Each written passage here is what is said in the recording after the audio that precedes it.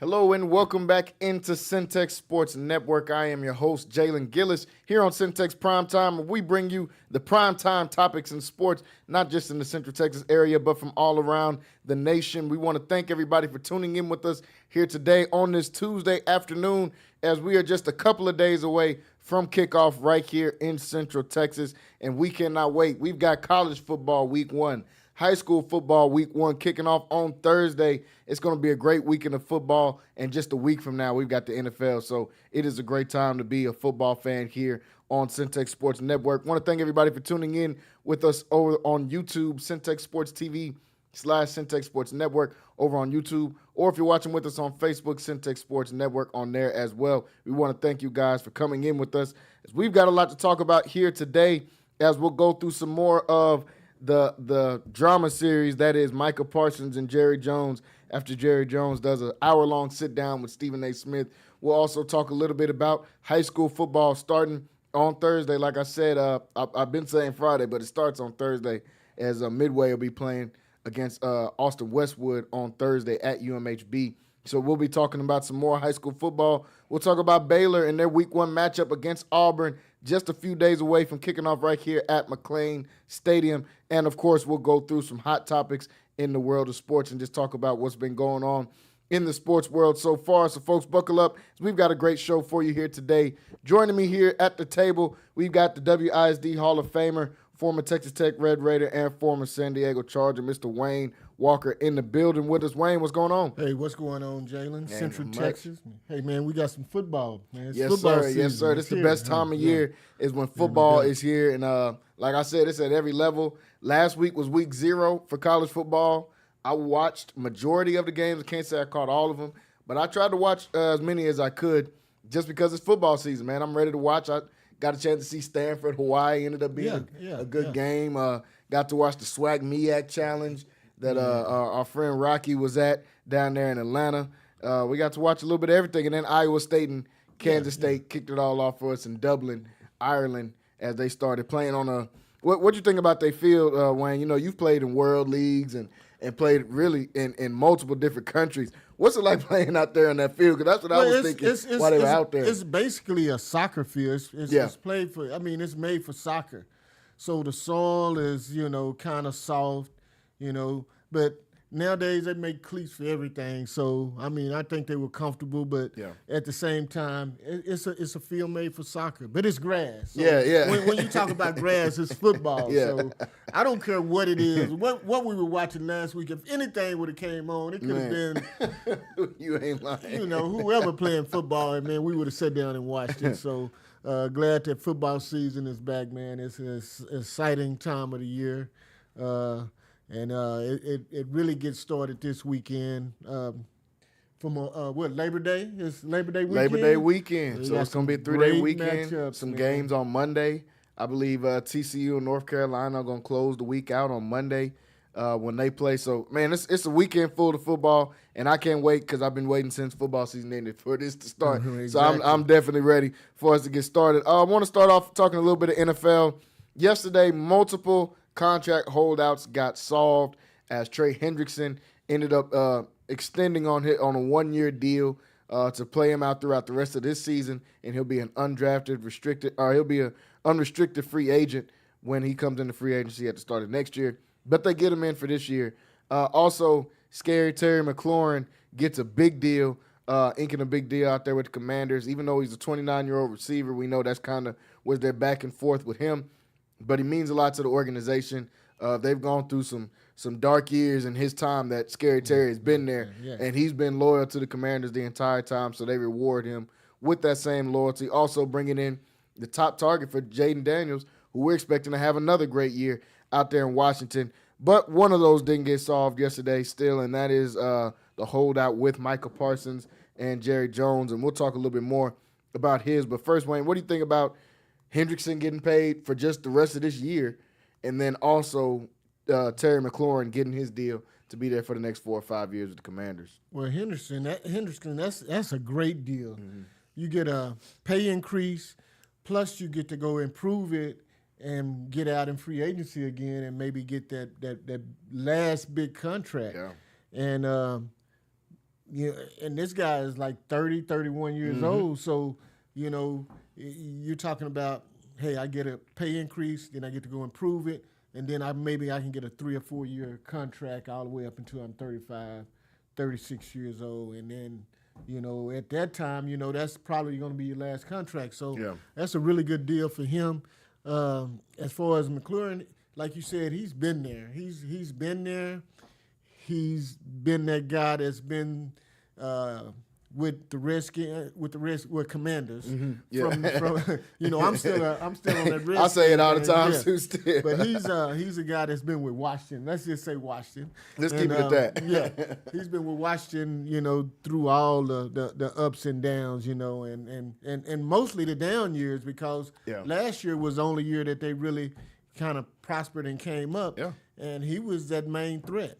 And when you have a rookie quarterback that's going into his sophomore year, I mean, you got to have your main guy. You got to have your main target. You got to have the guy that has more experience than anybody out there running routes.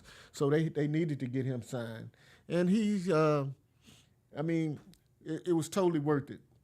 And he deserves it. Yeah. So I'm glad they got that done. That's going to loom big for Washington, because they are a team that can contend. So you got to have your main threat out there, your main guy out there when you're contending for a championship. Yeah, I think the Commanders, that was their – I think out of all the signings, that was probably the most impactful because, like you just said, they have a chance to compete.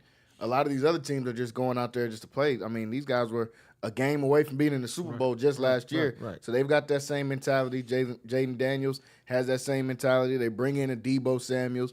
They sign a veteran in Von Miller on the defensive side of the ball. So they're trying to go for it this year. Yeah, that's the aspirations is to go and try to get to the Super Bowl. So when you trying to do that, you gotta sign your main threat, man.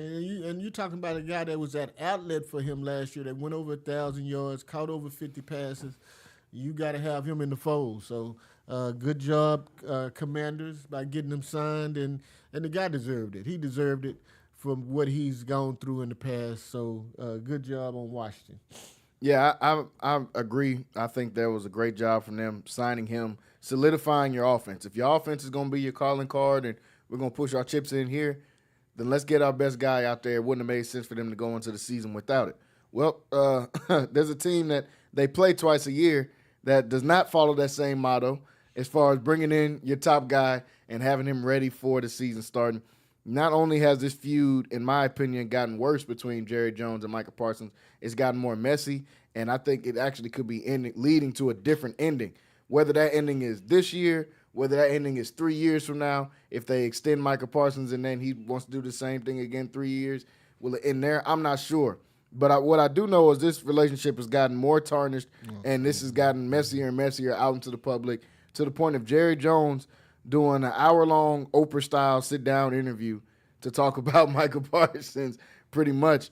He's got a new movie he's trying to debut, so he's doing press runs. We don't see NFL owners doing press runs like they're releasing a book or like Tom Hanks or something is finna drop a movie. Yeah, right, but here we go, right, Jerry right, Jones is out right, doing press runs, goes on Stephen A. Smith's show. Yesterday we played some of the clip. He goes on there and says, Micah, he's still under contract. We can fight this out for the next 3 years. He's saying this guy's got to show up, or I'm not sure if he's going to be there for week 1 or not. A lot of things he said about Micah Parsons publicly.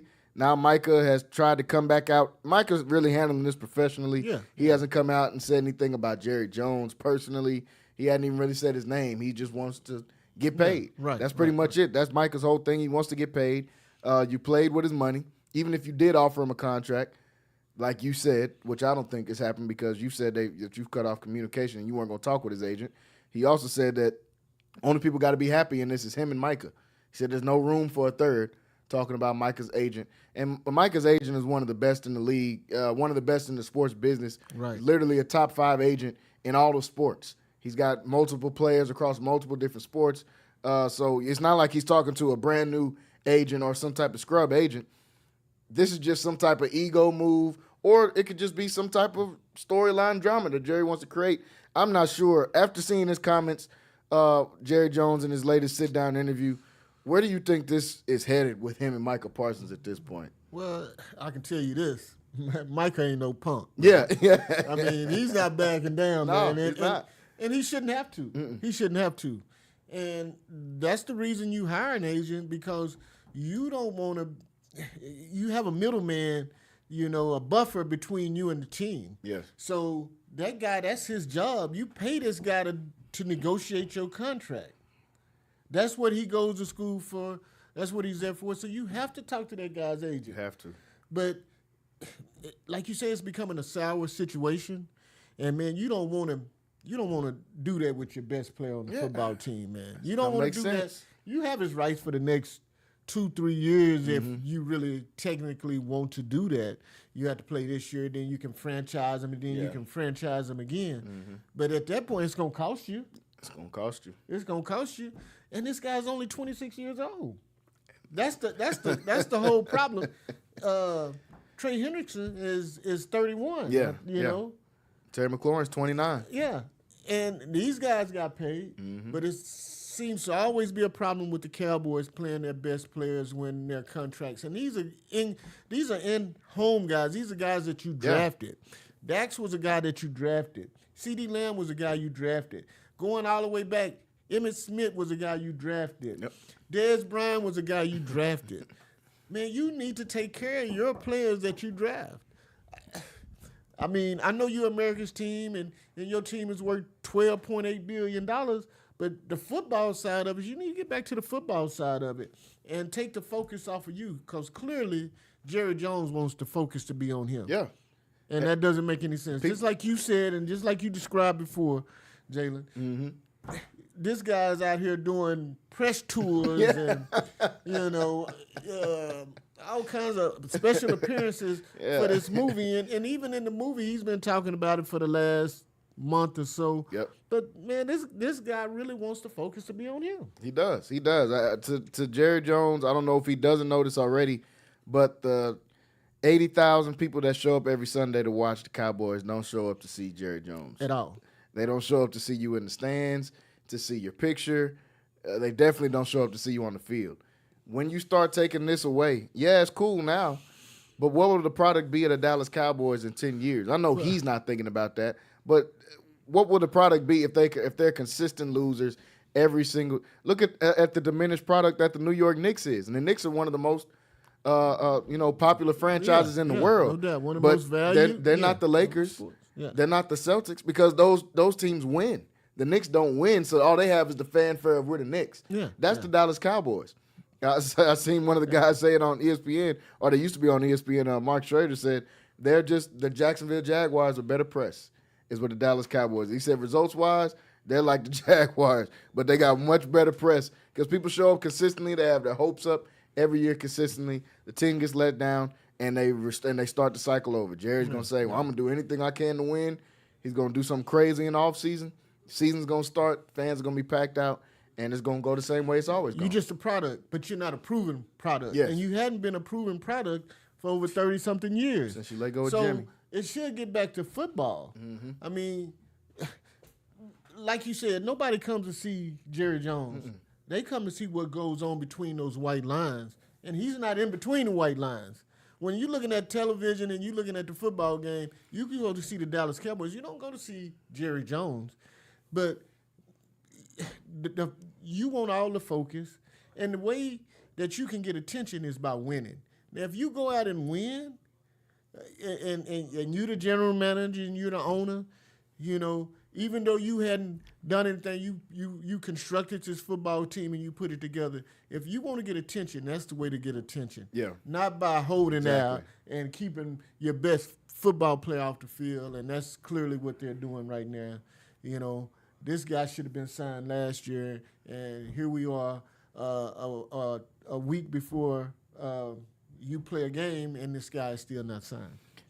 And you're going into a game against a division rival, the Super Bowl champs. You're coming off a year where you were terrible because your team was injury-riddled, and some of that had to do with guys don't play in the preseason because you're in contract disputes with them, and then they come right out and try to play and get some type of soft tissue injury or something like that because they haven't been playing. It's just another season of going through that, once again, going through the motions for the Cowboys. If you're worth $12 billion right now with no Super Bowl wins in the last 20 years, with 30 years, with 2 playoff victories in the last 30 years, and you're worth $12 billion, what would they be worth if you won a Super Bowl? Mm-hmm. And if you competed consistently for a Super Bowl, what would they be worth? Because as of right, I mean, and then at the end of the day, a lot of this is going to be generational. I understand why they're America's team because of what the Cowboys have been doing throughout the history of football. But there's going to be a new generation that has no idea what it's like for the Cowboys to win, for them to be a real football team, to be competitive. They're just going to know the drama series that we've seen over the last 30 years. It's inherited. You in Texas, you grow up to be a Cowboy fan. Exactly. I grew up to be a Cowboy fan. Yeah, everybody does. So, I mean, it's inherited. It's an inherited thing that you grew up to be Cowboy fans. But like you say, with this new generation, if you're not winning, somebody else can become America's team. That's what I'm saying. I mean, like you say, the guy worth $12.8 billion. That's what the team is worth. Mm-hmm. And with his worth, I think he said $16 billion. Just with his money alone, and not what the team is worth, he worth $4 billion. So man, come on, man. What is it paying this guy? Your best player, young player, you have to get this done. If you have any chance of winning, you have to sign this guy. You don't have a chance of winning without him. Yeah, he's literally your best player. He's your best player. Your defense was the reason you lost most of the games last year, and he's the best player on the defense. Like none of it makes any sense. You would think, looking at the landscape of the NFC East, they would say, "Hey, we need to go all in this year. Let's be competitive." And then just the landscape of the NFC in general. The Commanders made it from the abyss, from being the worst team in the league, all the way to the NFC Championship in just a year. You've got to be having those type of aspirations, or at least you would think you would have those type of aspirations. And I don't even want to put that on the players because I think Dak really wants to get to an NFC Championship and to a Super Bowl. I think CeeDee Lamb, Trayvon Diggs, I think those guys really do want to win at the highest level. But you're going into every game with handcuffs on because you have to worry about, if I drop a pass, my owner of my team is going to come out and say, yeah, guys got to go out there and run better routes and catch a pass. Like, nobody else has to deal with that kind of stuff. No other team has to think about comments made from their owner. Yeah. They just don't do that. Maybe the general manager, but most of the time the coach reflects on that. Yes. Not the owner. And they wouldn't do it in the media, probably. Yeah, exactly. This guy's the only owner that has a post-game press conference. He's the only owner. Only. And they don't even make it to the table. He'll do it by the elevator. Yeah. He'll do it upstairs by the suite, wherever they catch him at, and have 10 reporters around him for him to say how somebody needs to. And then he wants to talk X's and O's. Well, if we just get a better scheme going with the run, come on, Jerry. You don't know what they need to do. Exactly. You the owner. You don't know what they need to do. Yeah. They're not coming in here and saying, well, if we make beer $6, we'll be able to sell more beers, Jerry. Maybe you should. They're not telling you that you should do that. So you can't come out there and tell them that they need to be in a cover 1 instead of a cover 3 because you don't know what you're talking about when you say that. So, Jerry, come on, man. Get Mike a sign. The season starts next week, and this is going to be a huge season opener because not only do we get 2 good teams on season opener like we usually do, but we get one of the last remaining rivalries in the NFL for the season opener. So let's both teams be at full strength when that happens. Defending Super Bowl champions. Mm-hmm. The champs. That's who you got. That's who you on ring night. Yeah. They coming out there to get their rings. Yeah, a conference game. A conference game that looms very big in your conference. Mm-hmm. So, man, you have to get this guy signed. And it's going to be a tall task without this guy. But I mean, with this guy on the field, but without him, you don't stand a chance. You don't have a chance. So Micah, you gotta. Jerry, this ain't got nothing to do with Micah. Yeah. Jerry, you got to get this guy signed, man, and get it done. Shout out to everybody watching with us on YouTube. Anthony Mansfield said, "Tell Wayne I said what's up." So Wayne, you got your people watching with you, man. That's Anthony. As Mayweather? Anthony Mansfield is what it said Okay. on there, man. Yeah, Said to tell you what's up. Man, I think that's one of my. Yeah, I think that's one of my receivers, man. That was from Texas Tech, man. And what's up? You got Red Raiders that come on here all the time, man. Jump in the comments and say something about Wayne on there. So you still got a lot of love out there in Texas Tech and Raiderland. Yeah, that's Manny, man. What's up, Manny? My boy, definitely. Good guy. Also going on in the NFL, the Cleveland Browns have named Joe Flacco their starter. We said that yesterday, but they have also given out their depth chart, and they named Dylan Gabriel the number 2 and pushed Shador as the number 3 quarterback going into this. Yesterday, when I was on there with Rocky, we had breaking news on the show as Kenny Pickett was traded from the Browns to the Raiders. Like we all predicted, Wayne, you've talked about it on your last week and said that Kenny Pickett was the odd man out in this scenario. Now, after the injury to Aiden O'Connell in Las Vegas, he gets shipped out to Las Vegas, making Dylan Gabriel and Shador Sanders just to play away at this point from being able to get in the game if something happens to Joe Flacco. Now, some people were up in arms and, oh, man, they made Dylan Gabriel the number 2 and not Shador Sanders. And this is something I want you to speak on because you've been in these scenarios. A lot of the times, it's not much you can do to out-earn the spot of a guy that got drafted in front of you right away. Now, you can do it later on maybe, as it goes on. But if that guy was picked to be in front of you, chances are he's going to get those opportunities to be in front of you. You can earn your spot and earn your way back into the fold or into a higher level on the depth chart in front of that guy. But I wasn't surprised by Dylan Gabriel being in number 2. He got all the number 2 reps in training camp. In the preseason game, when the only game that they both played in, he got the number 2 reps in that game. So he's going to be the number 2 pick. They drafted him in the 3rd round. They drafted Shador in the 5th. I don't think that much was as much as a big deal. But what do you think about how they placed their depth chart so far for the Browns?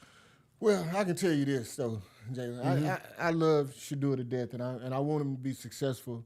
But he got outplayed. Yeah. Shador played bad last week. And you're talking to a guy that I went to a team and I had 2 guys they were drafted receivers, and I was a free agent. Mm-hmm. Yeah. And so I know what it is to grind, but he got outplayed. You can't control who you go out there with, the 1s, the 2s, the 3s, or whatever, but you do have control of what you do with the ball when you get it. Yes. And you can't hold on to the ball. Like, out of those 5 sacks, only 1 should have been a sack. Yeah, I agree. The other 4, he should have threw the ball away. And when you're talking about an offense that runs a system and it's a rhythm system, it's timing, you have to get back on that back foot and you have to release that ball. Yeah. And if you don't have it at that point, then you go to your check down. He had his check down every time and he wouldn't go to it. And then another thing is he won't step up in the pocket. And it's the same thing you seen when he was at Colorado. Same in Colorado. But Dylan Gabriel, I played him. Yeah. He really did. I mean, Dylan Gabriel, when the ball came out, it came out quickly. He came off his back foot and he was throwing the ball. The timing and everything was better.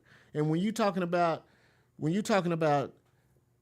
a timing system with the ball, you got to come off that back foot and you have to throw the ball. So by him being the 3rd string quarterback, it'll give him a chance to work on that. And he's working with a guy, offense coordinator that can help him do that. So hopefully he'll get some of those things solved. But right now, he doesn't deserve to be the number 2. And Gabriel does. And I love Shador to death. And I'm rooting for this guy and know his dad real well. I'm rooting for this guy. But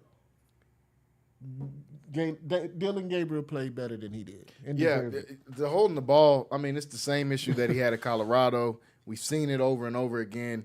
Your tackles cannot block for that long. Right. When you're holding the ball. And when you can attest, how many 6, 7, 8 second plays? It's none. It's none. In the NFL. And he's making those plays extended that long. It's got to be a clock that goes off in your head. Like 1,001, 1,002, 1,003, and you have to get rid of it. 1,001, 1,002, 1,003, 1,004, if it's a deep pass, you got to get rid of it.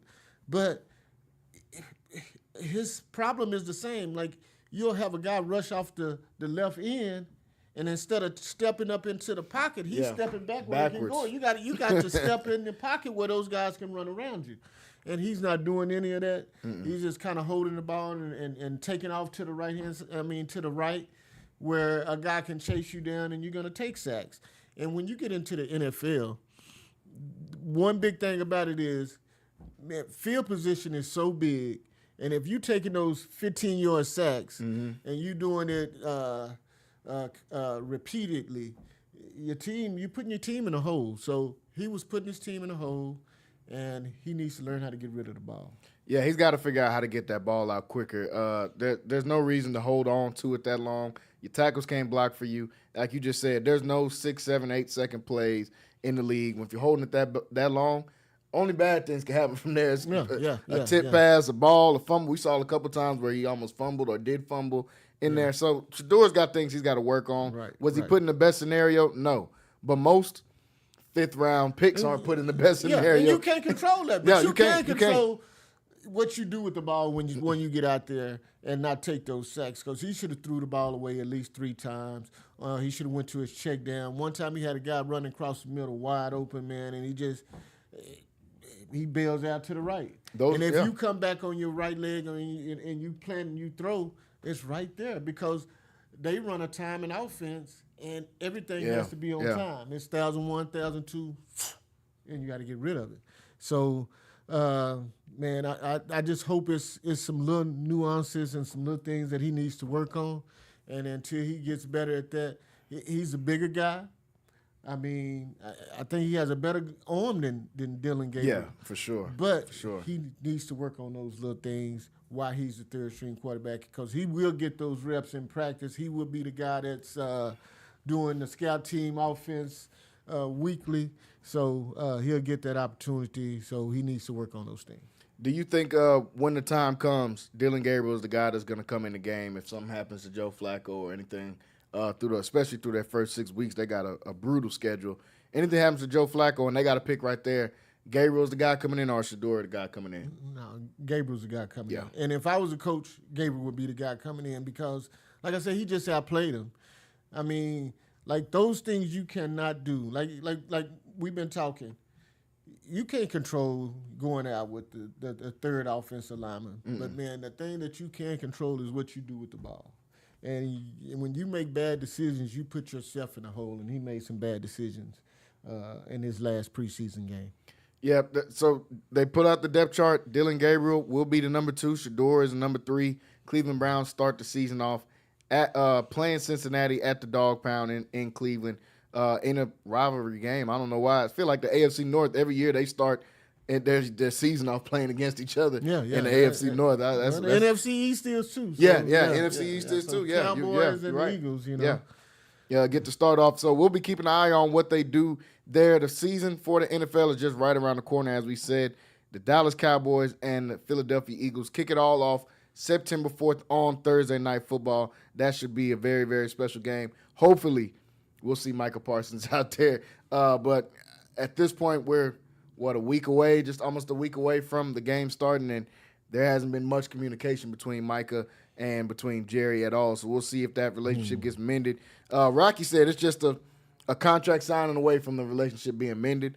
I think that will work if they do get the contract signed for now. Well, Rocky's a Cowboy fan, so I mean, you want to be optimistic about it. I mean, you want your best player out on the field, and it should have been done.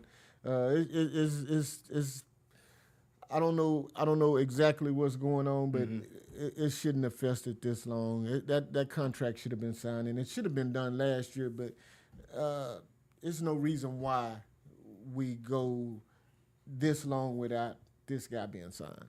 Yeah, Micah's got to be on that roster to start this one off. I want to hit a couple more NFL topics before we move on here, talk some college football and also some Central Texas high school football as well. You just spoke about Shiloh being cut from the Buccaneers. Coach Prime got a chance to talk about it. He said, hey, none of the Sanders, we'll be good with or without football. And he said Shiloh's already got his plan set in place for if he is done playing. Do you think Shiloh will get another chance on a team, whether that's the Buccaneers or there was rumors of him being with the Steelers? Do you think he gets another shot in the league. Well, you always have opportunity. What he needs to do is get on somebody's practice roster. Man, you go on practice roster, you still making $250,000. You're not gonna make that on a regular job. I know they have their media company, and he comes from money. So maybe to him that's not a lot of money. But if you want to do things your way and you want to work on your career, and football is a game, and so when you have a game and it's a game that you love and you want to go out and it's something that some guys will go out and play for free. Yeah. And I know he wants to continue. He's young. I mean, he has it in his blood because his dad played. His brother is playing, so he has it in his blood. But he needs to get better as well. There's some things he can work on, and he's with a great coach down in Tampa Bay, a defensive coach. Yeah. So now you take this opportunity to go learn and get better. So when you have that opportunity, you take it. Yeah, I think Shiloh will be fine here. Like Coach Prime said, they're good with or without their football resume. But I think Shiloh getting a chance. He actually had a pretty good camp and a pretty good preseason. I know he got into the fight in that last preseason game, whatever, and got the penalty, and they're saying, oh, that's probably why they cut him.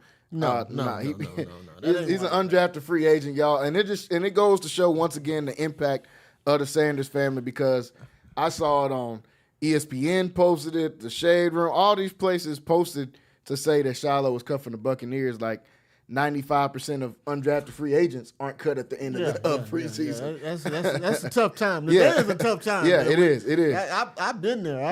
I'm in Buffalo, the last team that I played for in the NFL, and when you get that call, come see the head coach and the general manager, you know what time it is. You know what I'm saying? So it's a tough time, and man, you make the most of your opportunities. I think he'll be fine, but it's some things he needs to work on. I think he needs to go to linebacker. I don't even think he's a safety type because he don't have any hips. He can't cover. Yeah. But I think he can be that guy that's kind of like that linebacker, or what you call him, that Raider, like the star position. Raider linebacker that just kind of plays the tight ends and kind of blitzes and plays run. But that's the type of guy he's gonna be, because my thing is looking at him in college, and then I looked at him in the preseason, and I just don't think he's a cover guy. But he will come and hit you, and he's physical. Yeah, I think that's a huge point right there. If he can play that hybrid type of linebacker, like I said, star position, whatever they called it in college, I don't know what the term would be in the NFL for it, nickelback. I think he could have some success there. He's a little undersized for a safety. Doesn't exactly have the foot speed to be a corner. So maybe fit him in somewhere like that, because if nothing else, he's not scared to come and hit somebody. Right. So he's physical. He's physical. Yeah. I mean, when I was saying, they called him Charger. Mm-hmm. So that guy that rushed and did that, he was Charger. He was in between defensive back and linebacker type guy. So I think he would be good at that because he is physical and he will take on contact. So. Yeah, looks like we have a caller calling in with us, Wayne. Let's see if we can get him over here onto the phone. AJ, can you hear us? Hey, what's up? Hey, what's up, AJ? What's up, man? Hey, Wayne. Hey, you told me to call in, brother. I'm calling in. Well, hey, I'm glad you did. This is a Boise State fan. Yeah. AJ and I met, man, and he, and we were talking about rankings, and we was talking about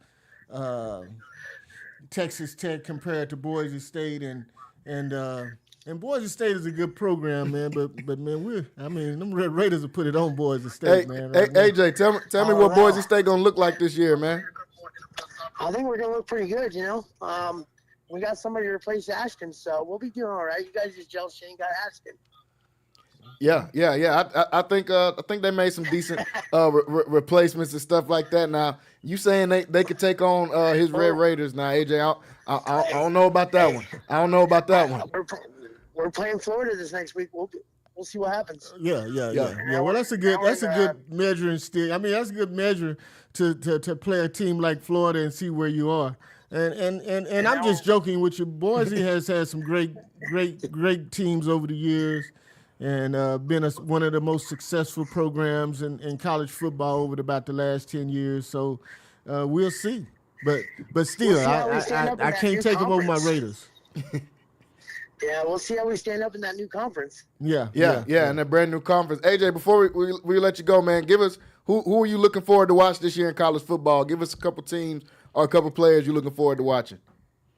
Well, college, a couple players. I just want to see what Maddox is going to do. It'd be interesting to see. I mean, they haven't even picked a starting running back yet. They've got a couple. So I just want to see how they play out this first game. So, yeah, I think it'll be interesting. Yeah, you got a tough one to start, or a good game to start it off the season. Y'all play on a Thursday against USF, man, so that should be a pretty fun one. Yep. Yeah, AJ, hey, man, I appreciate you calling in, man, checking in with us AJ, over here. My buddy, man. What's up, buddy? Thank you for calling in, AJ. We'll talk to you, man. All right. All right. Take care. Bye. Yeah, Wayne, you know, nationally, internationally, they got the people calling in, man. Hey, he said, boys, he might be able to give y'all some work, Wayne, out there in Lubbock. Maybe we'll meet in the bowl game. Yeah. But AJ, they would have to go. I think we're going to go about 8-2. So I think we're going to try to get into this college playoff series. So Big 12 wide open, man. I'm excited to see. They started off Arkansas Pine Bluff. See what some of these new transfers, some of these new guys look like out there as well, man. So I'm excited to see what the Red Raiders are going to do this upcoming season as well. Folks, we're going to take a quick break. When we come back, got to talk high school football here in Waco, in Central Texas areas. They're getting ready to kick off on Thursday, week 1 here. We'll also go down and talk through some of these games in week 1 in college football, as I cannot wait to be able to watch some of these games. We'll give some breakdown and look at a couple of these props they have on here as well. So stay tuned and stay locked into us right here on Centex Primetime. We'll be right back after this short break.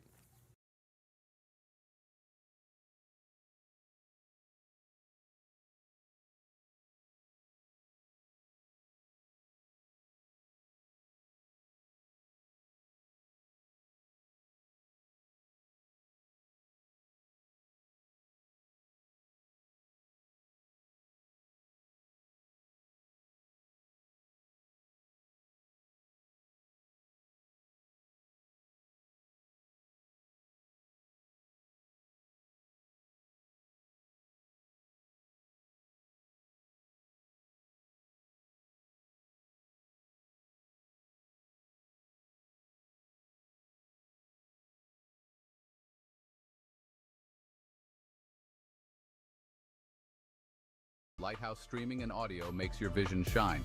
Book your appointment now at lighthousestreaming.com or call 254-252-4206 for a free consultation. Let's elevate your event and light up the stage. Hello, my name is Roy Gillis, founder and CEO of Lighthouse Streaming. Over the last 4 years, we've had some tremendous successes, none of which could have been accomplished without you, our clients, and our viewers. From my family and the staff of Lighthouse Streaming, thank you. What's up, everybody? My name is Jalen Gillis. You may know me from Centex Sports Network. We're starting a new platform, Recruit 254. Our mission is to highlight the amazing student athletes of 254. So if you're in the Waco, Killeen, Temple, Mart, Marlin, or any surrounding 254 areas, follow this platform and join the movement. Recruit 254.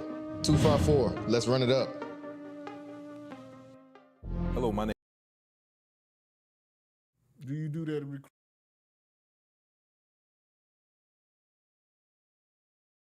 What's going on, everybody? Welcome back into Centex Primetimes. We just got done wrapping up talking about some NFL football here as the season is just a week away, getting ready to start on next Thursday. Got a chance to talk about Micah Parsons and his contract disputes. Also got a chance to talk about Shedeur being named the third quarterback on the Cleveland Browns roster. Folks, want to thank everybody for tuning in with us here on this Tuesday afternoon. Let's get ready to talk a little bit of high school football, some local sports here in the Central Texas area. Like I've been telling you guys, Friday Night Flex is starting this Friday, as it is week 1 of high school football here in the Central Texas area. I cannot wait to be able to catch some of these games and to be able to cover some of these teams as well. Wayne will be up here with us. We'll also have Rocky up here as we break down some high school football throughout the night. We'll give you guys some in-game analysis, some post-game analysis, some pre-game, a little bit of everything, and we'll also probably talk some college football in between there somewhere as well as we get you guys ready for kickoff weekend and college football on that Saturday as well. A couple teams in the Central Texas area are already ranked on Dave Campbell's. That is the official rankings in Texas high school football. Starting out on that list is the State 4A2 runner-up from last year, and that is the La Vega Pirates, as they're ranked number 3 in the state to be able to start off this season. Right behind them in 3A Division I, Franklin. We've been talking a lot about their former running back in Bryson Washington. That's at Baylor. They are starting off the season ranked number 2 in 3A Division I. And also your Marlin Bulldogs made a comeback here in the rankings. They're ranked preseason number 7 in 2A Division I. Also believe Bremond is ranked top 5 in 2A Division II as well. So, as always, Central Texas being represented well at the start of these rankings. We're used to this area always putting some guys out. A few guys want to claim Stephenville, too. They're a little bit further down the road, but Stephenville is ranked in the top to start this out as well in 4A Division I. Wayne, this area has always got so much talent, man. What do you think about a few of these teams already being recognized in the preseason ranked? Yeah, I mean, you know, La Vega, traditional power, a team that's had great success, man, for who knows how long. Yeah, years, but, years. Traditional, you expect them to be on this list every year with the talent that they have and the kind of guys that go out and compete for a championship every year. So that's not a surprise that La Vega is in that top 5 like they are year in and year out.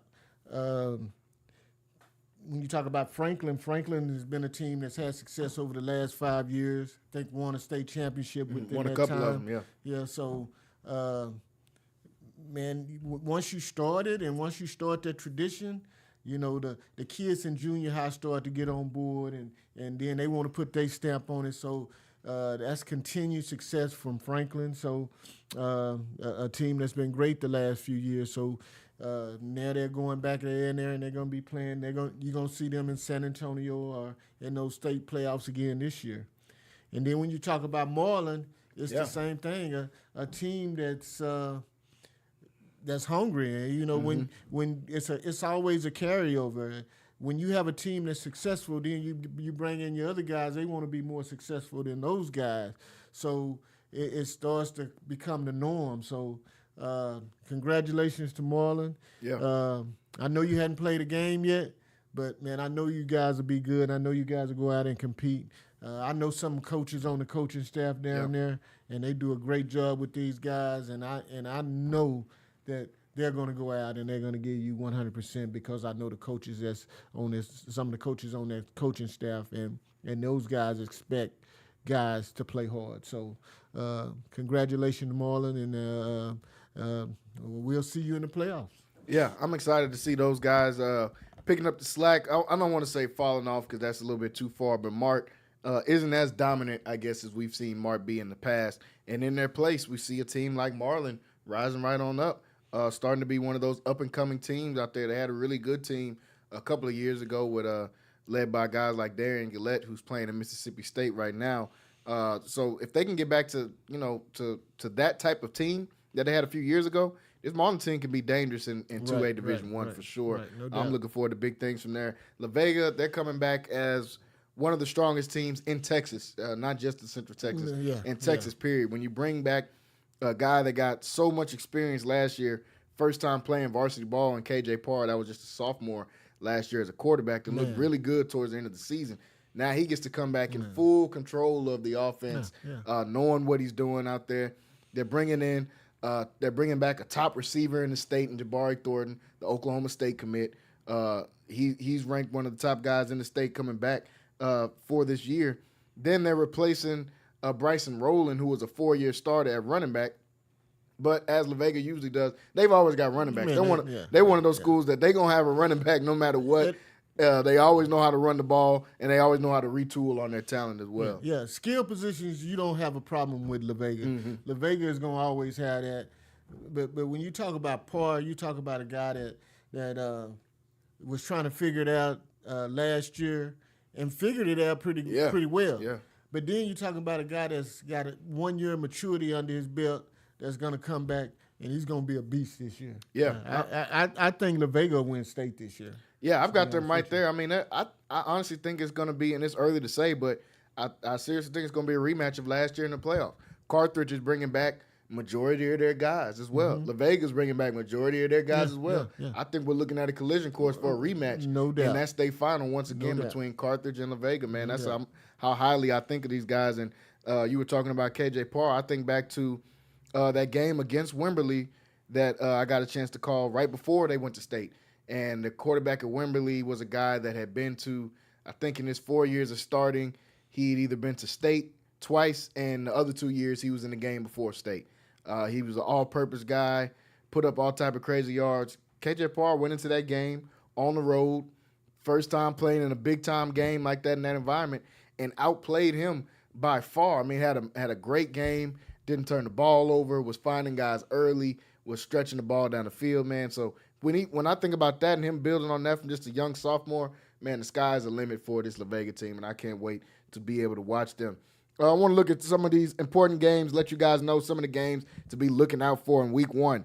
First off, we just talked about La Vega. They're playing Kennedale at Kennedale to start the week off. On Thursday, Midway is going to be kicking off their season, taking on Round Rock Westwood at UMHB. They did it last year. They get a chance to go back out there again this year and play at UMHB. Wayne, did you get a chance to play any of those neutral site games like that in high school? Man, only when we were in the playoff, and I remember playing a game at Baylor Stadium when we played Richfield, and it was during the season. It was a district foe, and they had to shut the town down. Oh man, I know everybody came out for that. Yeah, but it was a big robbery, and we was playing for first place, and we played at Baylor Stadium, the old Baylor Stadium, and Floyd Casey. Floyd Casey, and it was a big deal. A few thousand people come out to see a high school football game, man. There's nothing more exciting than that on a Friday night. A.J. Moore versus Richfield, and that's a game. I can only imagine going back to being able to see that. I know the whole city probably packed that one out. Waco High is playing against Granbury. They'll be playing at WISD Stadium. We'll be looking forward to that game. Waco High got a victory over Granbury last year, so expecting the same for them. Again, a really fun game that I'm interested to watch, Mart versus Whitney. Those are two really good programs. Mart on the rebound, trying to get back to what we're used to seeing in state championships every single year from those guys. Whitney, a team with a lot of young talent over the last couple of years, has been making noise. Coach Haynes definitely doing his thing out there at Whitney. His son, Kobe Haynes, got offers from Baylor, from Tech, from different schools already, playing at a school like Whitney, man. So I'm excited for that game for sure to see Mart playing at Whitney. So Whitney will have the home field advantage in that one. And then finally, Franklin versus China Spring. Last year, that was a really good game to start the season off. China Spring is really trying to rebound this year from what was probably their first down year in almost 15, 20 years of football, which is crazy to say. Most teams will have a 4 or 5 year run and then maybe some bad years. China Spring had about a 15-year run of being really good. Had a down year last year, only winning 2 or 3 games. Looking to rebound, taking on a Franklin team that's got championship expectations. Franklin is, like we just talked about, they're trying to get back to the championship. They've been 2 or 3 times in the last 5 years.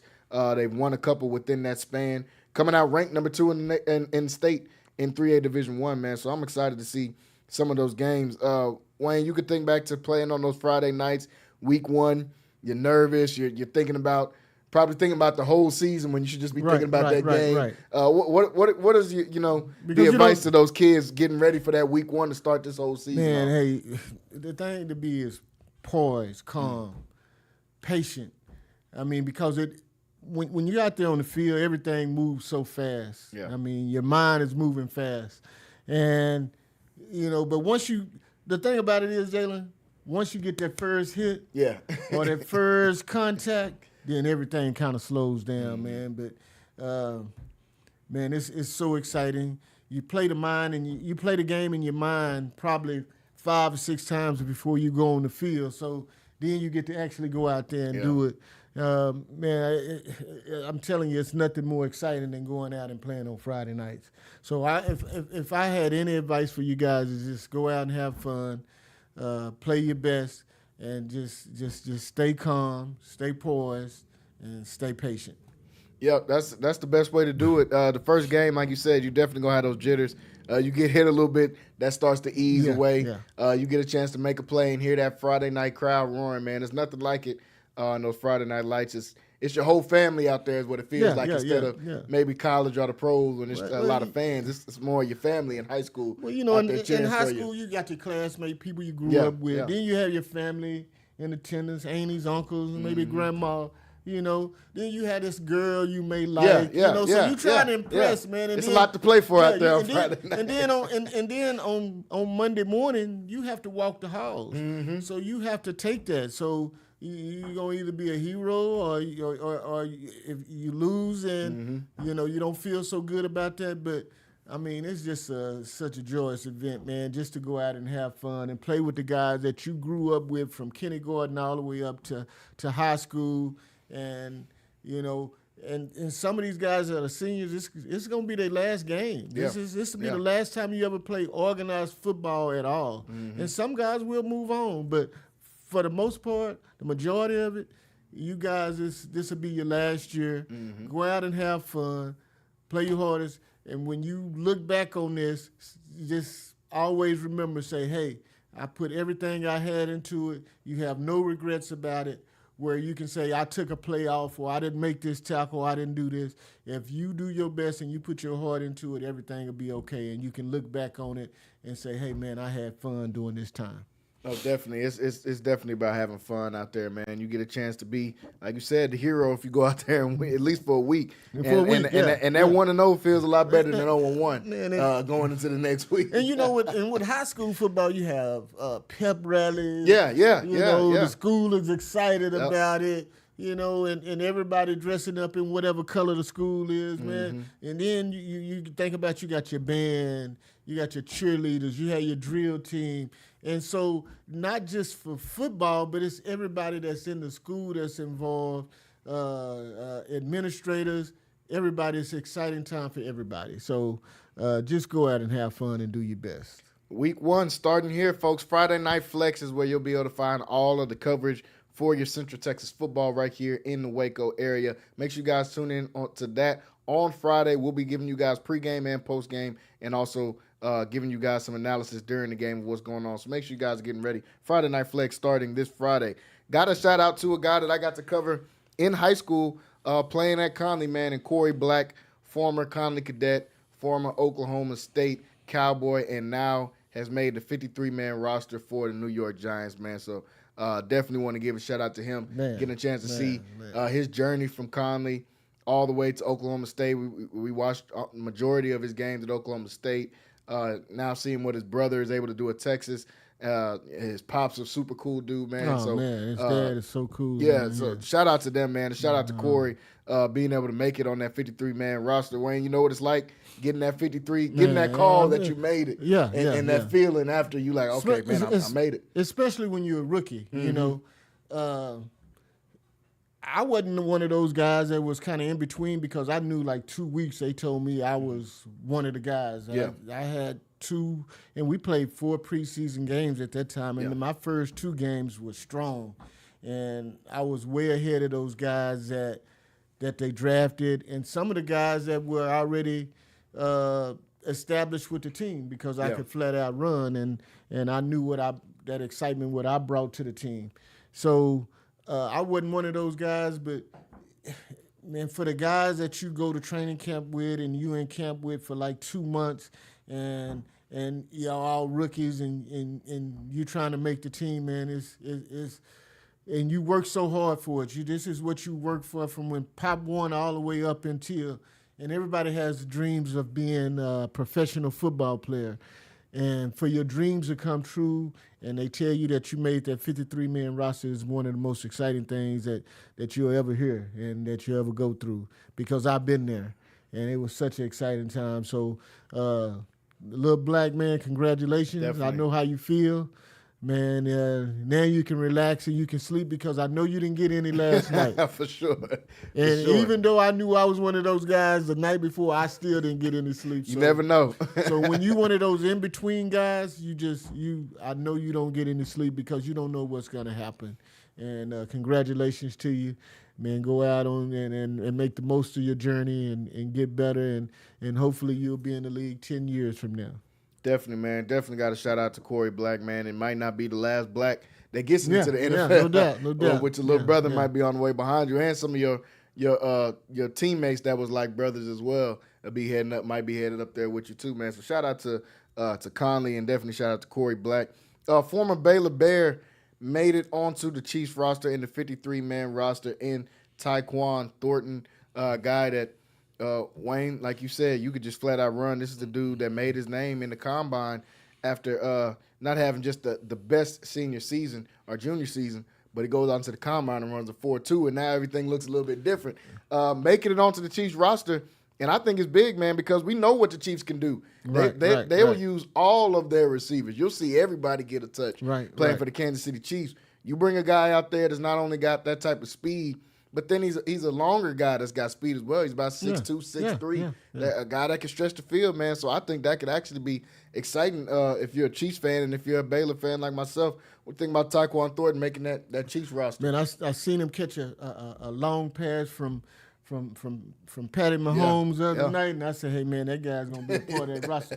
When you can run by guys like that, and speed, you can talk about everything you want to. I mean, you can get bigger, but it's two things. Size and speed are two things that are God-given.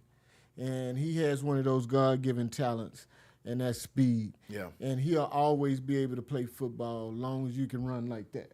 Yeah. You know, seriously. You know, and he's running by guys, and I see Kansas City, man, kind of retooling at the receiver position. I see it. And I think they'll be a threat to go back to the Super Bowl this year, especially if this guy can come out and he can run. You have him and Worthy Xavier and Rice Worthy. on, you know, they can go that 3 wides, and then you got Travis Kelce working and then you got running backs, and you got Patty Mahomes that can throw the ball to guys like that.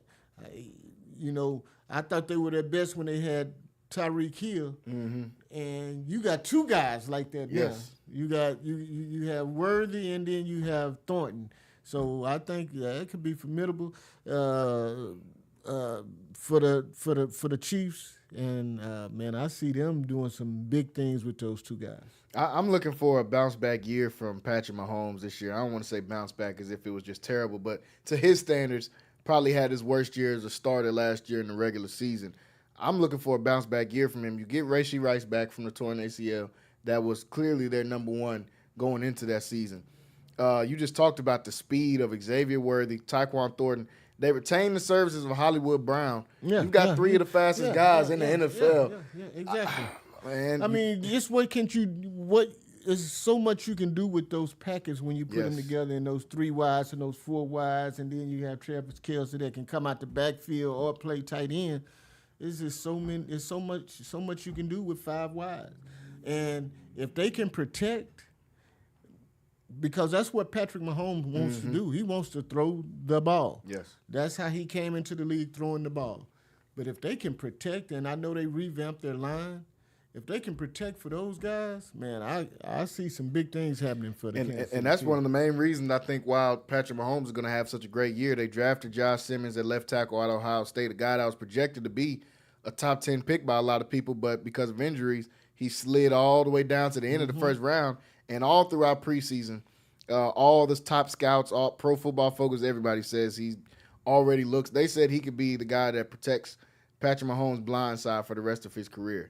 Is how good he's looked so far. Wow. When you bring a guy in like that to add to that offense, I'm just telling y'all. I said it last year about the Chiefs not winning this going back to back on the Super Bowl. They made it all the way last year with probably the worst receiving core he's had since Mahomes has been a starter.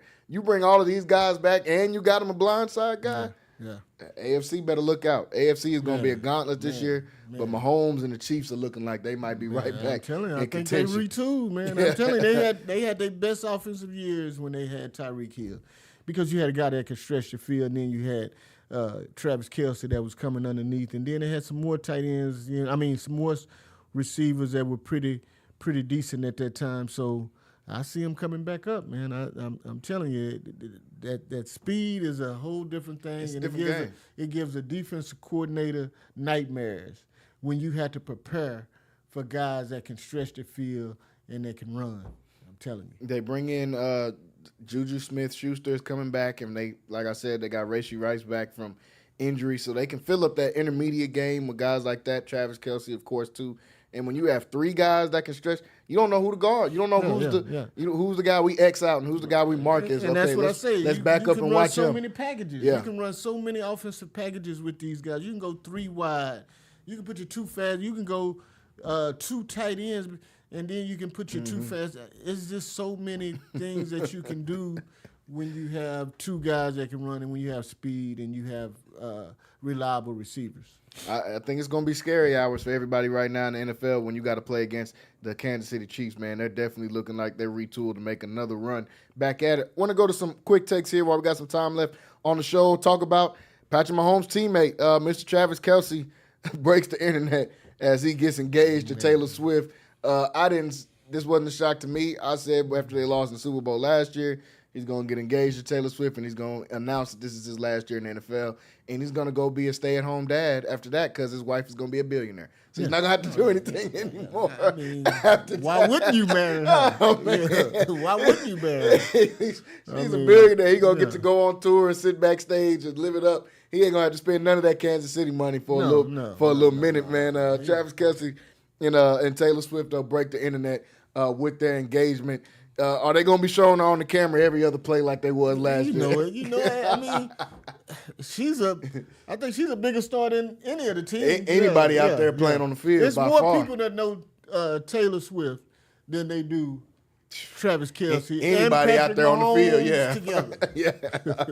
Probably combined, man. Exactly. So Travis and Taylor Swift break the internet as they announced their engagement as well. A couple starters have been named. First off, in college, Caden Salters gets the start for Colorado as Coach Prime comes out and names his starting quarterback over Juju Lewis, the highly touted freshman that's coming in this year at Colorado. He gave him a chance. He told him he was going to give him a chance and make it an open battle. Coach Prime did honor his word, and both quarterbacks played good throughout camp from what I've seen. Caden Salters has so much more experience. I think we all knew he was going to end up being a starter, a guy that got to play at Liberty, transferred from Tennessee, a guy that won state titles here in Texas at Cedar Hill when he was in high school as well. What do you think about Caden Salters coming in as the Shador replacement for this year? Well, he won it. He won it. I mean, he won the battle. Like you said, it was a wide-open battle. And, you know, when you have one of the top recruits coming in and the guy that I think he's from Georgia. From Carrollton, Georgia. Yeah, and then you have one of the top quarterback recruits coming in, and you open the battle. Man, you just got to go out and do your thing. You know, you got to go out and do your thing. And like you say, this guy has had a ton of experience and success on the football field, so it's not a surprise to me. I just hope whoever's coaching him better than they did Shador. And tell him how to get rid of the ball, man. Just get rid of the ball, Shador. Get rid of the ball, man. I hate to come back to that. No, it's rid of the ball. real. It's get real. Rid of the ball. Get rid of the ball. That's the number one thing that everybody had as a criticism of his at Colorado is he's making for that wow play, for that big splash play. And in the NFL, you cannot do that. Field position means so much in the NFL, man. It's nothing. If you want to piss your defense off, put them in a bad position where they have to defend 60 yards instead of 80 yards, or 50 yards instead of 80 yards. Yep.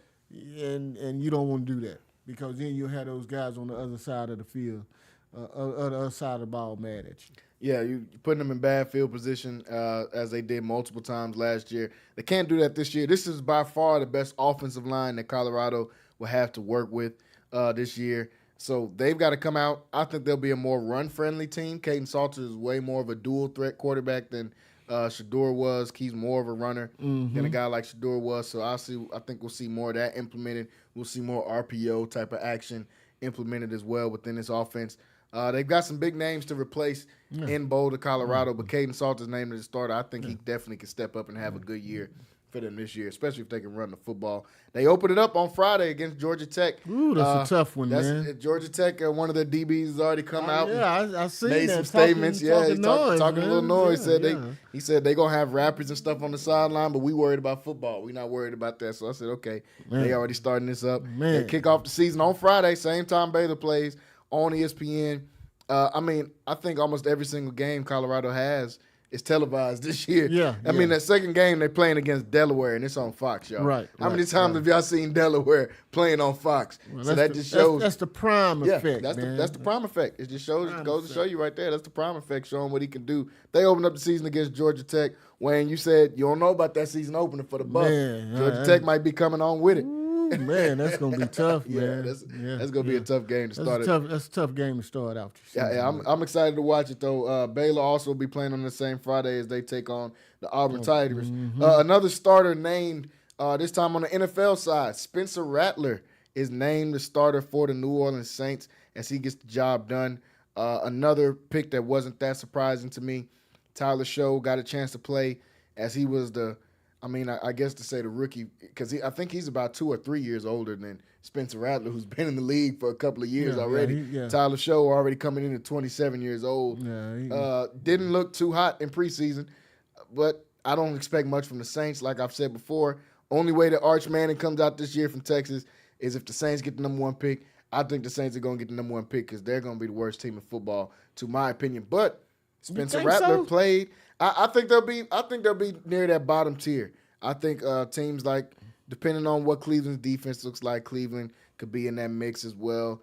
I don't have much faith in a couple of the AFC East teams like the Dolphins, but the Dolphins could end up having a decent year. I think the Saints are going to be near that bottom tier. I think that's the only way Arch comes out is if he can get to go where his granddad was, where he grew up, where his pops and his uncles all grew up in New Orleans. Outside of that, I think he'll stay. But Spencer Rattler getting named that starting position wasn't that surprising. He played good in preseason, and honestly, Spencer Rattler has showed us much more over his career from high school, college to now than Tyler Show has showed us.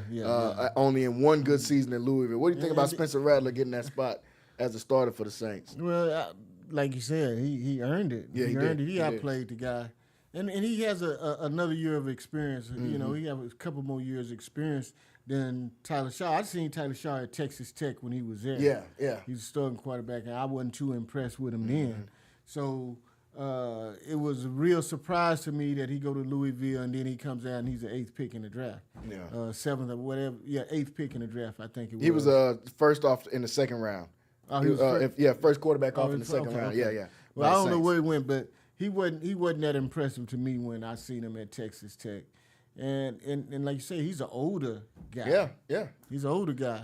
So I know when you pick a quarterback and you draft a quarterback, a lot of people expect him to come in and compete. He competed, but he just didn't win the job. And I think the Saints made the right decision by picking Rattler. I've been kind of looking at that and bouncing back and forth. And showed he had some great moments, but when you talk about NFL quarterback, it's consistency that's going to get you farther.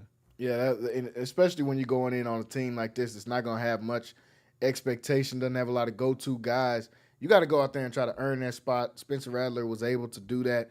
The Saints, I think, are in a tough spot because of the division they play in. They're going to have the worst quarterback in their division, regardless who plays. It'll be between him and Mike Penix, but Baker Mayfield, I think, is going to have a almost potential MVP season this year with the weapons that he's going to have around him in Tampa Bay. I think they've really done a great job of building out a team around Baker Mayfield, who already led the league in yards last year. I think he's going to build on that again some more this year. You've got the Panthers, who I think will be improved from last year. I don't think they'll be, necessarily a playoff team just yet, but I definitely think they'll be improved from what they were last year. Their receiving room looks really good going into that. And then the Falcons, who I feel like if Mike Penix can just play decent, the Falcons have a playoff caliber team already put together and put around these guys.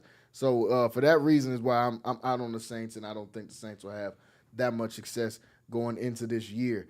There's been some debate going on online, and some of the players have chipped in from these schools talking about who is the real wide receiver as of recently for guys that's putting out the best, top consistent talent Man. in the NFL. And the two schools that always seem to come up is Ohio State and LSU. Every year, those are the two teams. Some of the notable guys out of Ohio State over the last few years: Chris Olave, Garrett Wilson, Terry McLaurin, who just got paid, Jackson Smith and Jigba, Marvin Harrison Jr., Mecca Ibuka, who's on Tampa Bay, is going to look good. Michael Thomas at his time on the Saints. LSU guys: Malik Neighbors, Brian Thomas Jr., Jamar Chase, Justin Jefferson, Odell, and Jarvis when those guys were playing.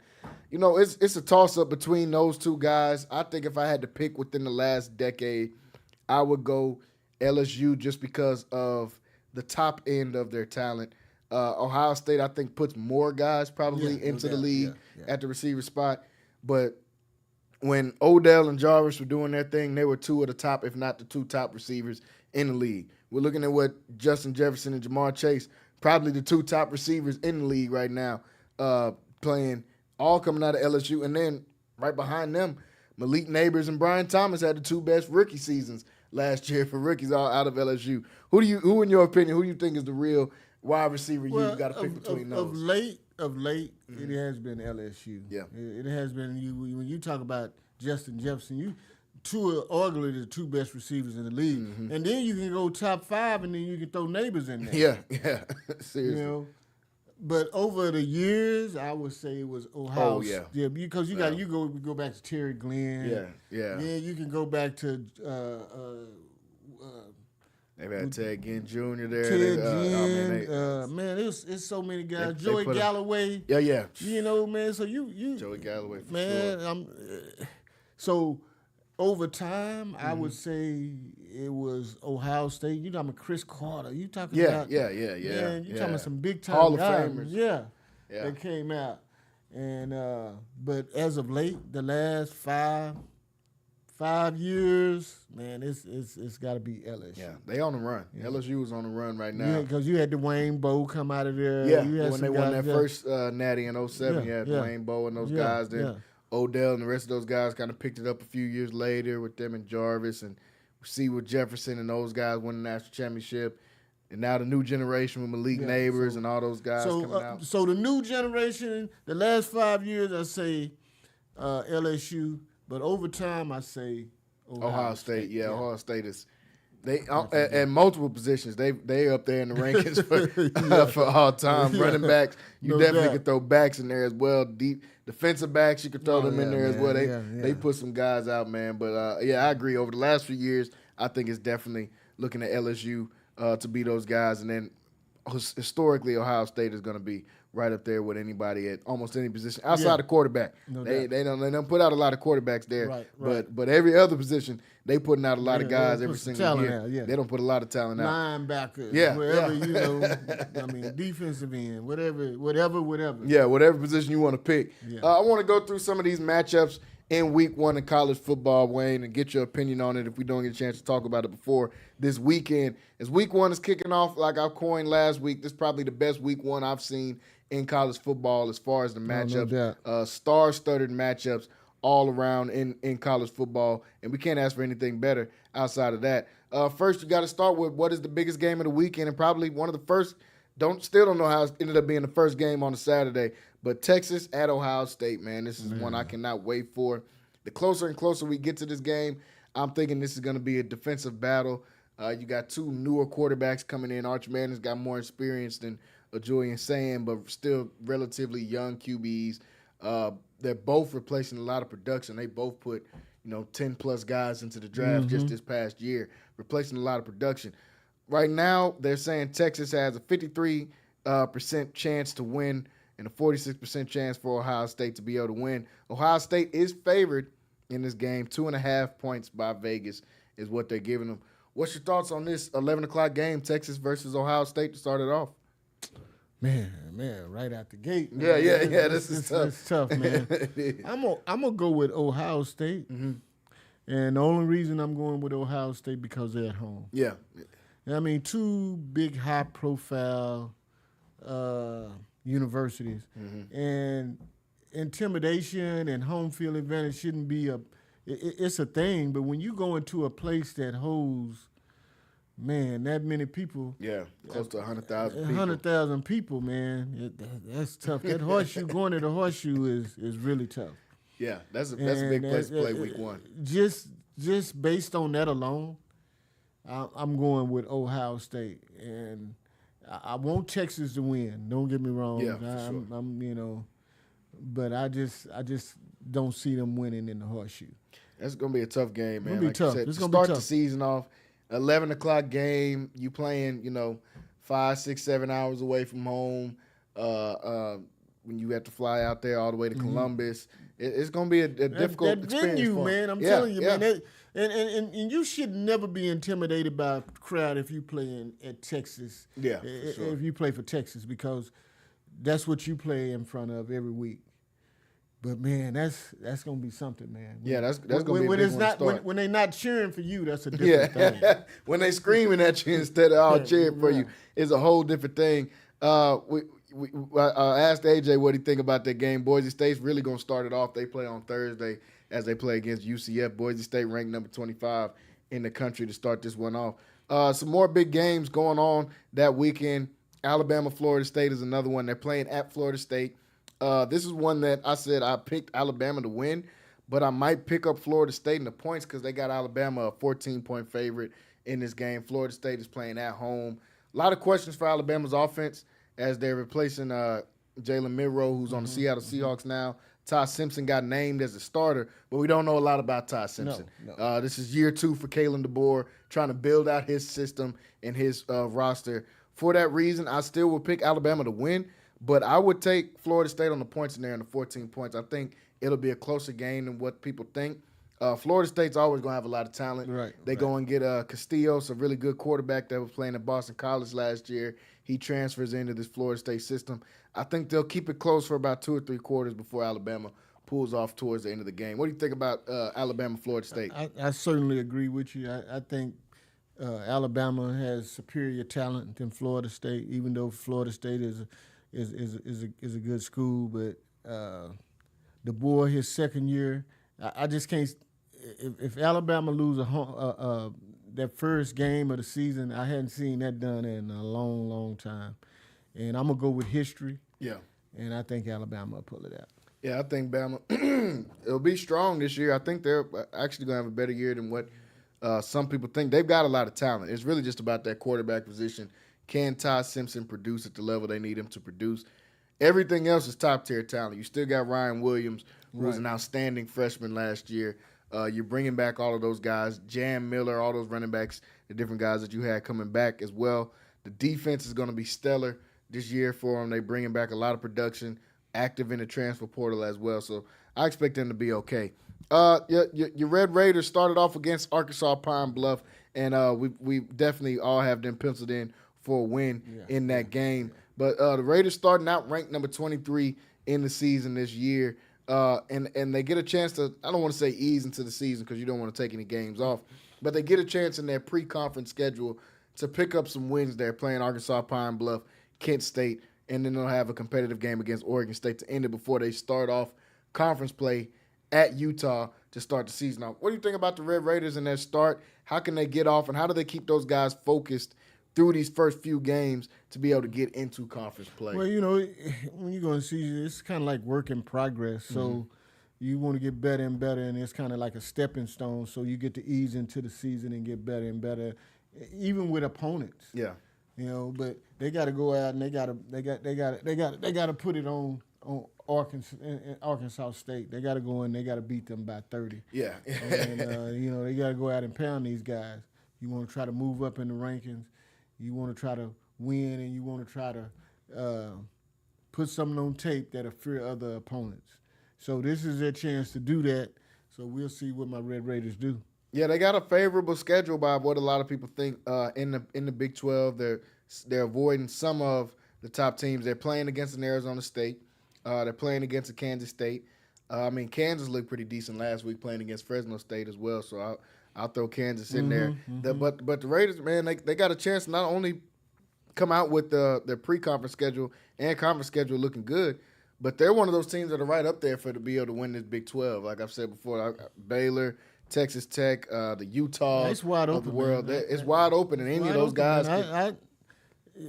I think Baylor is going to be. Yeah, right and in if there. Baylor can go out this weekend, Yeah, and they that'll beat be Auburn huge, and give them that huge. momentum, Baylor going to be hard to beat. Yeah. If but they get that type of confidence in week one, yeah, to be the SEC school like that'll loom big Yeah. for the rest of the season. Absolutely. You know, but so we'll see how that goes. But Texas Tech, it's a lot of things expected, but they brought all these guys in for transfer, and sometimes it takes some time for all that to mend and come together. You know, it's like, like a gumbo, man. Yeah, You put yeah. your shrimp and your sausage in there, and your chicken. It takes a little time for all that to simmer. So let's hope it's sooner than later.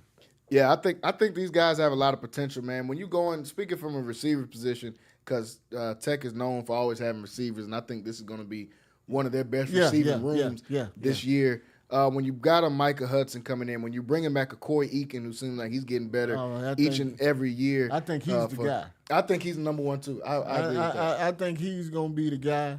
I think he's the guy that's been there. He's the guy that feels more comfortable than anyone. Great hands, great routes, and from what I hear, he's the guy. They got some guys that go around him, some guys that can go deep. They got some big targets too. Got some big guys at receiver. Caleb Douglas, one of them. I think he's going to be a huge piece for them. He's about 6'4". They just said they got a buffet of receivers in which you can get whatever you want and however you want it. So I expect big things out of them. If we can get good quarterback play, and we got those receivers, and we can replace Brooks as far as Taj Brooks at running back from last year, I think we'll be good. I think the defense needs to improve, and with that being said, people were able to run on us last year. And that was the problem. So they went out and they addressed that as well. They got some guys that can play in the trenches, and hopefully that we can get some results out of them and we can stop the run. Yeah, they lose the services of Quentin Joyner, who came from USC, a guy that played at Westlake when he was here in high school. They lose him out for the season when I believe with an ACL when he got hurt last week in camp. So that's going to hurt him as far as running the ball. But I agree, Tech is their main things are going to be, can they stop the run, because that's what they had a lot of issues with last year, and can they run the ball consistently. They didn't give Taj Brooks a lot of chances to be able to be successful running the ball last year. He had a really great career at Tech, but last year a lot of it was second and longs, third and longs, because they couldn't block well enough for them to set up the running game. And you have to pass in those situations. So, the only time you can be successful as a running back is when you're going out there and you're getting 4 yards of carry and you putting yourself in second and medium or second and short. And that way you keep the defenses off balance because they don't know what you're going to do. Yeah. When you have that type of down and distance, when it's second and medium, 5 and less, or you can do whatever you want to do. And that's what we have to do. We have to be able to run the ball. We have to be able to gain yards on first down so we can keep those defenses off balance. Texas Tech, like I said, starting off against Arkansas Pine Bluff, and I like your point about Corey Eakin being that main guy. I think I got to watch him when he was at Stephenville in high school. They came down here to Conley his senior year, and they were like, yeah, they got a receiver that's pretty good. And I'm like, man, who is it? And then you just see this tall white dude standing out kind of above the crowd, above everybody else. And they had a really good quarterback at that time, too, at Stephenville. And they put it on Conley. Don't let the color fool you, man. No, the boy man, can ball. He can ball. He is serious. I think he had 3 touchdowns in the first half. Yeah, and that's when half the DBs that was at Conley at that time playing college football now. I seen him playing a state championship game. State. He went off in the state game too. And when I heard that he was a Texas Tech commit, I was real happy because I said, man, this kid can play. He got some hands. And he run good routes, and he's only going to develop and get better. Yeah, a bigger kid. They got a lot of big targets, like you said. He's 6'2". Caleb Douglas is 6'4". Micah Hudson 6'1", 6'2". Big targets out there for Texas Tech. Can't wait to watch them play this weekend as well. The Battle of Death Valley. This is one of the most anticipated games outside of Texas and Ohio State. The Death Valley Battle, LSU versus Clemson. They're playing in Clemson at Memorial Stadium. Right now, Clemson's a 3.5-point favorite. LSU, I picked last week as my dark horse to win the SEC. I think they have one of the most slept-on rosters if they can stay healthy. Last year, they had some health issues that kind of led to them sort of falling off towards the end of the year. I think Brian Kelly's got a lot to prove this year. I think Garrett Nussmeier has a lot to prove this year at the quarterback position. And these guys made some big name splashes in the transfer portal, really filling in a lot of their holes at DB. They couldn't cover anybody last year. That's why they lost a lot of their games. They brought in 4 or 5 guys that are expected to start at DB this year. I'm excited for them, but in this game, them playing at Clemson is going to make this very tough. I'm a Cade Klubnik guy. I think he's one of the best returning college quarterbacks. Rocky was disagreeing with me yesterday on that. He's not a fan of Cade Klubnik like that, but I think he's one of the best quarterbacks coming back, returning in college football.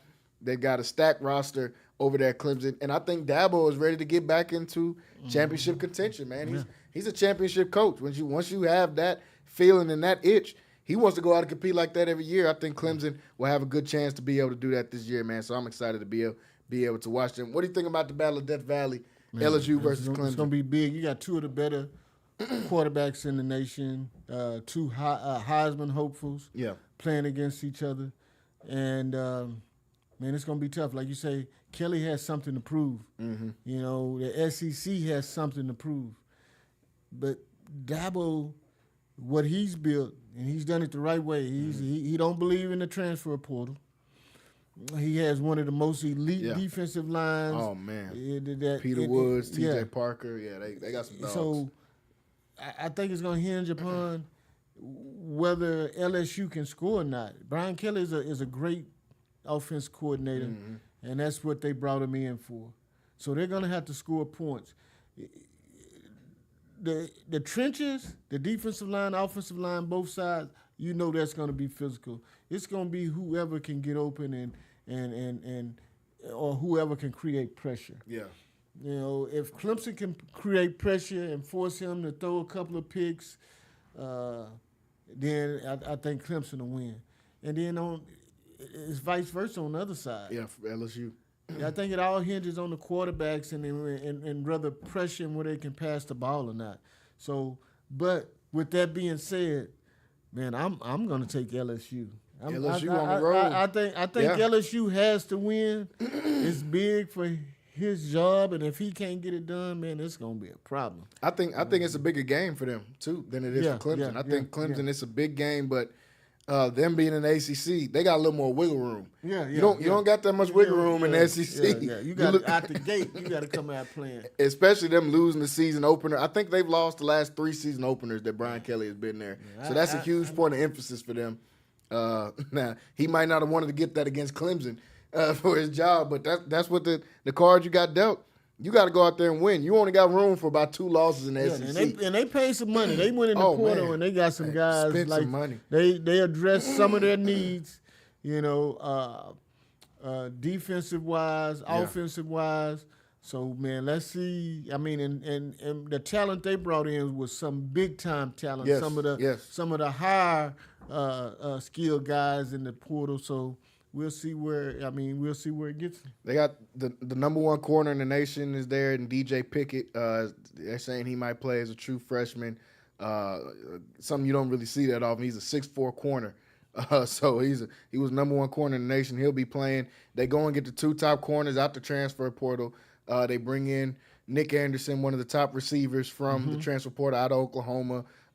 Braxton Brown, they got from Kentucky, was one of the top guys coming out of the transfer. So like you said, they spent the bag. They spent some money. Can you back it up out here now? Yeah, and as I said before, Brian Kelly, I feel like is coaching for his job this year. You keep having more down seasons at LSU, they're going to get you out of there. If they got Coach O out of there after winning the national championship, they'll get Brian Kelly out of there pretty quick. One of the last ones I want to talk about, Notre Dame versus Miami. The Catholics versus convicts. They play on Sunday night. Before we get Sunday Night Football the following week, we'll get some this week in college football. Notre Dame, number 6 in the country. Miami ranked number 10 in the country. They're playing in Miami at Hard Rock Cafe, but Notre Dame still favored in this game. We know they just came out the national championship game from last year, but they're playing a freshman quarterback, and Miami is bringing back a pretty older quarterback in Carson Beck, who's transferred over from Georgia to finish out his career in Miami. I think this is going to be a really good game. Notre Dame is favored. I got Miami in this one. I think Carson Beck being a more experienced quarterback than Hudson Carr, who's getting his first start at Notre Dame, and then Miami playing at home. And Miami also has probably the best offensive line in the country this year. 2 of their guys are projected first-round picks, and I think the whole 5 is projected to get drafted in the upcoming draft. So with a line like that, playing at home, you got Miami fans behind you. They're hungry and eager. Didn't get a chance to get into the playoff last year, even though they thought they would. This year they're expecting that. I think Miami starts it off this year with a win. What do you think about Notre Dame versus Miami? I agree with you. I said this all along. Miami's going to be tough, man. Yes. With that line and then playing at home. And one thing about it, history sometimes repeats itself. Notre Dame came out last year and they lost their first game. And they had to come all the way back and go the whole season to end up getting into the playoffs. And they did well. And sometimes the train keeps rolling, but I see Miami beating them. I don't know what they did last year as far as, and I'm talking about Notre Dame. I don't know what they did last year to go out and lose. I don't know if it was overconfidence or they didn't work hard or whatever, but I see Miami winning this one. I see Miami winning this. I think Miami went out and spent some money in the transfer portal too. Absolutely. Carson Beck got a bag to come down there. Yeah, he got some, and then he brought some receivers with him. Yeah, they went did. and got some. He So did. we'll see how that translates. And but I got Miami definitely in this game. And then the last one is the home game here, man. Baylor Auburn. What are some of the keys that Baylor has to do, in your opinion, to be able to come out and get a victory over an Auburn team? Auburn, another team, spent money in the transfer portal. They got Eric Singleton, who was the top receiver in the transfer portal from Georgia Tech, comes over and joins Cam Coleman at Auburn. They're having some, I don't want to say struggles, but they're having some issues at the quarterback position right now with Auburn. They're saying multiple guys could end up playing. It won't just be Jackson Arnold on Friday night, especially if he goes out there and struggles. What are some of those things Baylor's got a key in, playing at home, being able to open up the season like this? What are some of those keys Baylor has to do to come out with a victory? You have to be able to run the ball. Yes. If Baylor can run the ball, I don't think they're going to have a problem. But you can't be one-dimensional on a good team, a Southeast Conference team that's going to probably be really good on the back end. Yes. So you have to keep those guys honest. But if you get into a one-dimensional game where you can't run the ball and you have to pass and you relying solely on the pass, then you're gonna be in trouble. Yeah, I think running the ball, that's got to be the number one priority for this team. Let's keep possession. Win the time of possession. The trenches is going to be your biggest battle. Yeah, that's the biggest difference in the SEC and the Big 12. You have when you play a physical team, you have to have physical. Yes, yeah. And that's the only way you can beat them. And you got to go be more physical than them. You got to go hit them in the mouth, and you got to run the ball. And if you can do that and keep that defense honest, you'll be okay. I don't think Auburn offense is going to create any problems for Baylor's defense, but with teams from the Southeast Conference, they can win with their defenses. Yeah. So you have to go out and you got to punch them in the mouth, and you got to be able to run the ball on them. So you have to be physical with those guys. Yeah, I agree. I think physicality's got to be the main thing they're preaching. We got to talk to some of the players at Big 12 Media Day, and everybody on the defensive side, that was one of the words they brought up. They want to be physical. They said they want to be fast and violent to the ball. So I'm excited to watch this Baylor defense, and I'm excited to watch this team, man. They open up right here at McLean Stadium. That game just a few days away now at this point. I told y'all I'm putting Baylor on my parlay. They got them at +2.5. I'm taking Baylor. I'm picking them up on that. I'll pick up the points to be able to help my parlay out there, taking that 2.5 that they're giving them there. But I think it's going to be a really good game. I'm also looking at taking that under because I think it's going to be a defensive battle. I think Auburn's defense is going to test Baylor's offense to see, can you score the ball consistently? Can Sawyer Robertson stretch the field against the Auburn defense like this? Can the O-line protect? Yeah, you can't be one-dimensional. That's my only problem. You cannot be one-dimensional on a team like Auburn. You can't just go out and just think you're going to rely on. You have to be able to run the ball. You have to create good situations for your team and put yourself like I was saying with Texas Tech and formidable down and distance situations. So you have to it has to be second and short. With guys like that, where they always have defensive guys, defensive ends and linebackers and defensive. That's what Auburn has always been about. So you have to win that battle. Your offensive line has to win that battle against their defensive line. Yeah, and that's going to be on August 29th, folks, just a couple of days away. 7 o'clock kickoff, the same time as a lot of the high school games, same time as Colorado, Georgia Tech, so that's going to be a really fun one. Folks, we're out of time here today on Centex Primetime. I want to thank everybody for tuning in with us here today. We'll be back tomorrow, same time, same place right here, folks. Make sure you guys are tuning in. As always, subscribe to the YouTube, Centex Sports TV on YouTube/Centex Sports Network. Go to our website, free subscription on there, CentexSportsNetwork.com as well. And stay tuned, Friday Night Flex starting on Fridays. We'll get a chance to go through and talk about high school football here in the Central Texas area. So we'll see you guys tomorrow. Getting ready to sign off here today. I want to thank Wayne for jumping on here with us. We will see everybody tomorrow. Everyone have a great evening. Peace.